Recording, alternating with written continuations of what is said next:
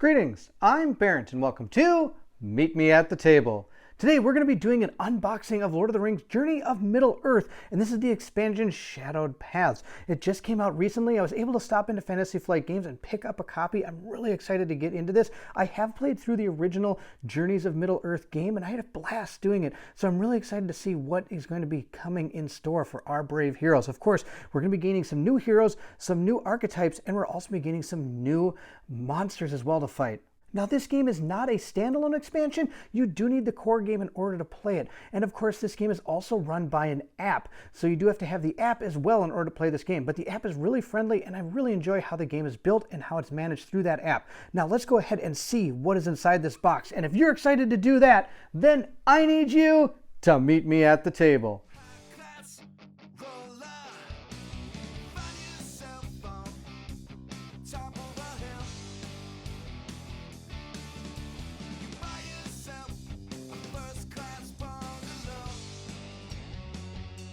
Now we're going to go ahead and dig into this game, but I do want to mention that it is for 1 to 5 players, and it lasts about 60 minutes, give or take. Each scenario has a little bit different in the amount of time, depending on what you're doing in the scenario. Also, this is a campaign game. It does not have any standalone single missions you can do, unless, of course, you want to just play the first mission, just to see what it's like. But you can't jump around in different missions. You can only play what is available in the app as you progress through the story. So, that being said, let's see what's inside Lord of the Rings, Journey of Middle-earth, Shadowed Paths by Fantasy Flight Games. All right, it starts, of course, with the rulebook. Now, this rulebook might not be very big because a lot of the stuff is done on the app, but at least these are going to give you probably some keywords. It's also going to tell you what's inside here and what exactly you're going to be doing inside the game that's been added. So, for example, there are branching choices it talks about, and it introduces a new mechanic called corruption. So we're going to have to go ahead and read through that to see how it is.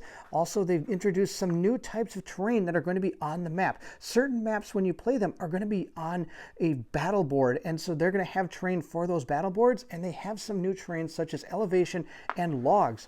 So let's continue through here. It also has rebel and webs as well, because I know we're introducing a new monster that is going to be the spiders. It's really cool. So believe it or not, that is it. That is the instruction booklet right there. Like I said, most of this is done on the app. Now, of course, it does give you a quick reference on the back, which is really exciting and really helpful as you're playing through the game. So let's go ahead and put this aside and continue in the box. Now, the next thing we have is all our punch boards. Now, in these punch boards, you're going to see many different things. So let's go ahead and open them up. So one thing I'm never worried about when it comes to Fantasy Flight is their production value. It's always outstanding. So now you're going to be gaining a whole bunch of new tiles that are going to go along with your core game. And we're going to go ahead and punch one out and show it to you. They are double-sided, and you're going to have a little number up here. And this, when the app tells you to put it down, you're going to be looking for this, and you're going to be placing it down. For those of you who have played Imperial Assaults or the very first game of this, it's very similar to that when it comes to the way the app runs. Of course, they're double-sided, so it looks like this is going to be more of an outside. This looks more like a forest. It has forests, and it's got just regular terrain with a little bit of mountains and stuff you're walking through. So all these are going to be very similar, and they're all going to have very different numbers that you're going to be looking for as you place them out on the board. So this one has like a path through. It looks like the forest, and on the back, oh, it looks like we're going underground. So we're going to go ahead and quickly kind of move through these. We also have some new other tokens. These aren't new. These are just different types of tokens that you're going to be putting on the board that says maybe there's a person there according to the app. These are also going to help with you when it comes to making skill checks. So we're going to go ahead and move on to the next one. We've got, again, more punch boards with some more tokens. These are inspiration tokens. If you can use these to help you pass different tests. This game is all test-based. So as you're doing things, it's going to tell you to test your strength or test your might or test your might, just like Mortal Kombat or something like that. And these are going to be just item bags that are going to show how many uses a certain item has, or it can be used for other things based on what the app wants you to do. These are some of our new terrain that we're going to be using. I think these are our web, and then also our rebel tokens. They're double-sided. We're going to put those down. Also, it looked like we had some logs on that one as well. Here again are some more tiles. Again, flipping them over, look at all the different types of terrain that we're going to be traversing as we go through this journey in Middle-earth. Again, more punch boards. Again, we're just going to be quickly going through as we go. Now, I don't know what these are. I'd have to look these up. These are going to be new to me. I haven't seen those before, and I believe these are probably the corruption tokens, since it's also a new mechanic in this game, and that's about it for the punch boards. So yes, I was right. These are our corruption tokens. They're double-sided. They're the same thing on both sides. Now, these are going to be difficult terrain tokens. These two are both new tokens that are coming in this expansion. So we're going to go ahead and put those aside, and now, of course, we're digging into the heart of the game. We have our big giant bag of miniatures. And also in here, we have some of our cards. These are our new heroes, and these are also going to be the cards that go along with the heroes. It's going to have to do some of their items and some of their skills. So if we look at our heroes, we have 5 new ones. We have Arwen, we also have Balin, we've got Dees, Gandalf, which a lot of people have been really excited to get their hands on, and also Eleanor. And if I pronounce any of those wrong, I apologize, but we're going to go ahead and quickly look at one of them just so you can see kind of what's here. So this is where you're going to put your inspiration tokens. How many are able to keep? These are her stats, her fear and damage. Once these get too much, she could potentially die and the game could be over if she gains too much fear or damage. These are all the different stats, and these are the amount of cards you're going to be drawing to see if you're able to pass the tests that are going to be presented to you from the app. For example, she's not very good at might, but she has a lot of wisdom. So you're going to want to try to have her test against things that involve wisdom, or find cards that help her test using wisdom. Of course, every character is going to gain a special power, and each one of them is different, and each person has a different set of stats, meaning they're going to be good at certain things. For example, he is very good at might. Gandalf is not very good at might, but again, very good at wisdom and spirit. Not very good at agility and wit, though. So he's got 2 things he's really good at and 3 that he's not so good at. But, of course, he's probably going to have a set of cards tailored to help him be able to test more with wisdom and spirit than some of the other tests on his card. And it also has a little power down here. It says once per round, after you discard a prepared skill with an inspiration, you may gain 1 inspiration and scout 1. Those are all rules that you're going to read about in the rule book and experience in the app. So those are all our characters and all the different stats that they have. Now, what's Gandalf? I just want to look at Gandalf's health. 6 and 6. Wow, it's pretty good.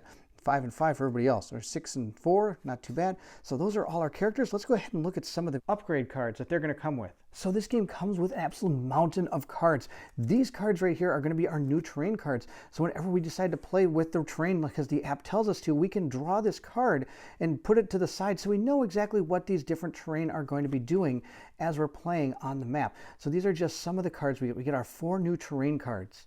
This game is also going to come with a whole bunch of new items, armor, and weapons, and abilities. These are going to be the items and armor and stuff. So let's just take a look at a few of them. So for example, we get a staff, which is going to have a certain amount of successes are going to equal a certain amount of damage when doing attacks. Of course, it's two-handed.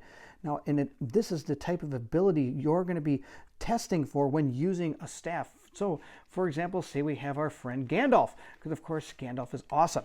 Gandalf is going to be testing his agility, let's say, if he is using his staff to see how he does. So obviously not too good, probably doesn't want to be swinging a staff. Let's see what else we have in here. We also have the Staff of Flame. So as the game progresses, you're going to be upgrading and choosing new items that you're going to be able to equip. We have a sword, which turns into dueling sword, turns into elf forged sword as you're going through the campaign. These are all the different weapons that these characters can have. And you can even have to make a choice when it gets to a certain area. So a shield, a reinforced shield, and ironhide. So for example, there might be a choice where we have to choose either this shield or this shield. And then what we decide is what we're going to have for that next set of encounters and for the rest of the adventure even sometimes. We've got sling, and each one of these characters is going to be able to choose a weapon they want. And obviously you're going to want to pick a weapon that is going to be using a skill that you're very good at. At least that would be the plan I would go with. So for example, we got a walking stick. I bet this is the one Gandalf starts with, because it tests wisdom, and his wisdom is really good. So he, of course, as he moves, he's going to go gaining a walking stick, the trusted walking stick, the constant companion, or else he's going to get the quick nick. And I'm guessing near the end, you're going to have to choose between one of those two. You can't take them both. And each one of them is going to do different things depending on the amount of successes and even their powers that they have. All right, let's see what else we found. Hunting bows. Some of these might even cross over into the old the original box that we have. We got more ring mail. I think this is in the original one. I'm not exactly sure, but there's a whole bunch of new items and new weapons, each for all our new characters that we can choose to be. Now the rest of the cards, which are all of these cards, every one of these is going to have to do with the characters and skills. So as you gather up all the cards you're going to use, you're going to get the cards that have to do with your character, and also you're going to choose like a profession. For example, we have herbalist. So you're going to gain a certain amount of herbalist cards, and each one of these cards is going to do different things. You're going to be choosing a couple at the beginning of the round, drawing them from a deck that you have created, and then you're going to choose which ones you want to actually be able to have in front of you ready to use for this bottom power. And then of course, when you're doing them for tests, you're going to be looking up in these icons, and if you have one of these symbols, you can use those inspirations to gain successes. And if you have this, you're going to gain successes. Now, of course, that makes it a really tricky way to build your deck, because I'm guessing a lot of these are going to be really powerful. But these are going to be really powerful. But of course, if you take it out and put it in front of you, that success is lost from your deck until you go to put this card back into your deck of cards. So there's a lot of really cool things that happen in this game. So of course, this goes all the way up to Herbalist 12. Then we have a Traveler. So these are all new classes that you can also use with the base game characters as well, as far as I understand. You can also gain a Melder. So this person is got Gossip and Fast Talking, and each one of these cards is going to do a different type of action down here when used. Let's see what else we have. We have Flattery and some other fun cards here. These we're going to look at some of the Delver ones here. Crushing Blow. So this one looks more like a fighting deck. This one might, so for example, some of the characters are going to be built really well to use a certain profession where others aren't. But of course, that doesn't mean that's the one you have to go down. You also have a Smith here, which is going to be able to gain some other cards here. What else do we have here? Now we have Smith. We still have our Smith.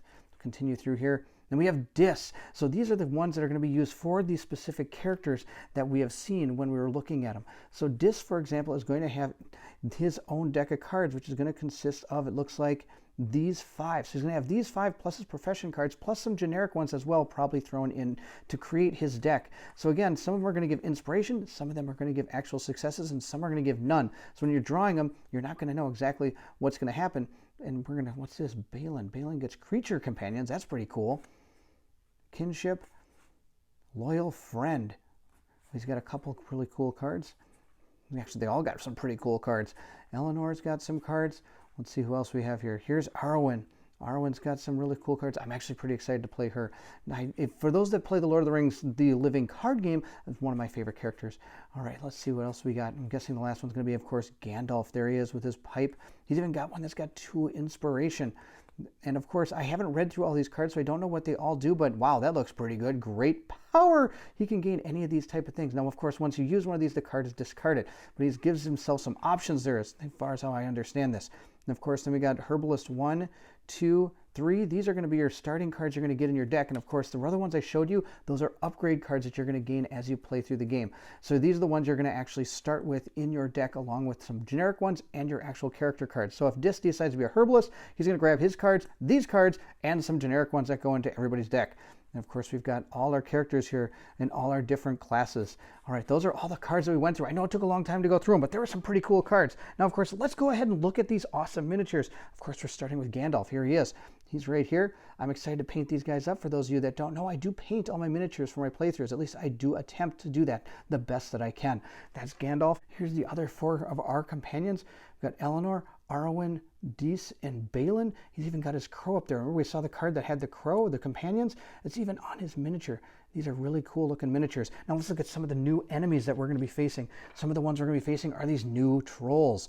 I believe that's what these are. Of course, I haven't played the game yet, and the app is going to tell me what these are. So we've got trolls. Of course, I'm going to take a wild stab in the dark that these are spiders. That's right. If I got that wrong, I'm going to be pretty impressed. All right, these are some spider guys. We've also got one of these. I'm not exactly sure what this is. I'm sure people could tell me, but I don't know what this is. So it'll be interesting to see what happens when this comes out. Of course, those are a lot of the new enemy miniatures. We have one guy who's going to be holding a sword. Looks like another type of orc. We've already had many come in our core game. We also have some undead. Whoa, look at this guy. Looks just like when they come running off the ship. This guy looks really cool. All right, I'm excited to paint up all these guys. And of course, our one that everybody's been looking forward to is now we have a huge giant miniature. This is going to be the Belrog. I'm really excited to get him, and just to show you the size comparison of him and Gandalf. There they are side by side. All right, I'm excited to get some of these painted and get this to the table. The final miniature is just this little guy with a whip.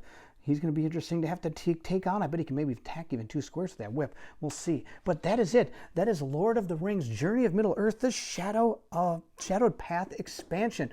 This game has been really fun. I had a great time playing through the core, and I'm excited to play through this one as well. Now, I haven't had a chance to try the second one. They did put out 2 different scenarios for the original core game. I haven't played the second one. I've only played the first one, but I'm excited to get to this one. I'll probably play it before I do that one, just because I'm excited to get to see how some of these new characters interact. Now, of course, I did say that I believe they can be played, these characters can be played with the core game, and I believe some of the core game characters can be played with this. I think everything can kind of be intermixed together, which is really cool and has some really interesting replay value and different ways of being able to build all these different characters. So thank you so much for watching. I hope you enjoyed this unboxing. If you did, don't forget to like, subscribe, and hit that bell symbol so you know when some playthroughs come out. I hope I can get this to the table. I'll try my best. We've got a lot of stuff going on coming down the pipe, but I'm really excited for this one, and hopefully I can get it to the table for you. Also, please leave anything in the comments below. I would love to hear from everyone. Are you excited for the new characters coming through? Are you excited to have to take on the Balrog?